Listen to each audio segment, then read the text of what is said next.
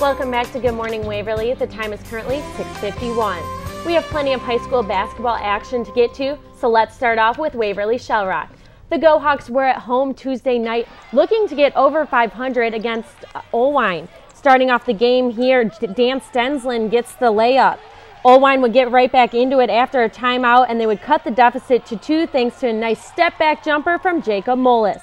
WSR took control of the game by the end of the first quarter thanks to this tray by Tanner Hanks to bring the score 20-10. Mullis then makes this off-balance jumper to start the second, and that would be the only bright spot for the Huskies as the Go Hawks imposed their will from then on. Jake Velke got things going with a 3 to extend the lead to 13, and then Jeremy Young got into the action with a tray of his own.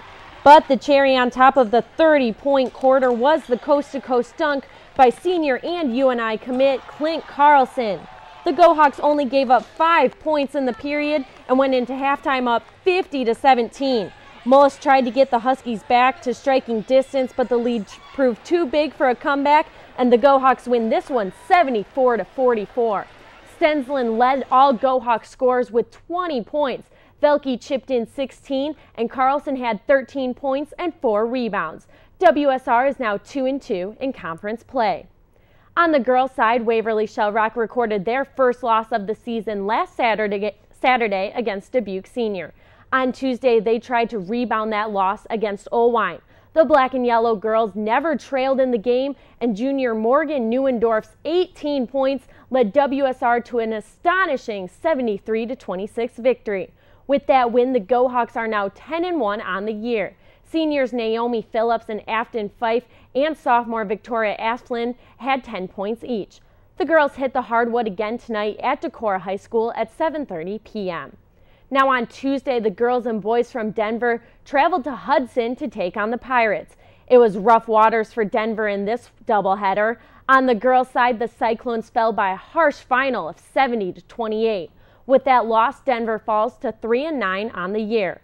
Tonight, the girls travel to Wapsie Valley to battle the Warriors. The Cyclones are hoping to come out with a victory as the Warriors are 1-11 on the season. Now, the Denver boys were able to keep the game closer than their female counterparts, but still wasn't enough as the Cyclones fell by a final of 45-44. The boys are now 3-7 on the season. Tonight, the boys will follow the girls to Wapsie Valley. It will be a tough game for Denver as the Warriors sit at 5-4 overall. And wrapping up high school hoops, the Janesville Wildcats were in battle against Meskwaki Settlement. On the boys' side, the Wildcats could not find success as they fell to the Warriors by a close score of 55-52. With that loss, the Wildcats are now 4-9 overall. The Wildcats girls basketball team also lost against Meskwaki Settlement by a final score of 54-50. With that loss, the Wildcats record just their 3rd loss of the season. They are now 10-3 overall. And coming up tomorrow night is the annual Kids Night Out put on by the Wartburg softball team.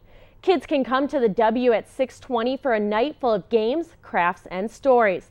The cost is $20 per child, $30 for 2 siblings, or $40 for 3 and more. All of the proceeds from Kids Night Out will go to the Wartburg softball team. Coming up next on Good Morning Waverly, we'll show you what you can check out in theaters this weekend. And we'll show you some new life that helped ring in the new year for one Waverly family. We'll be right back in 2 minutes.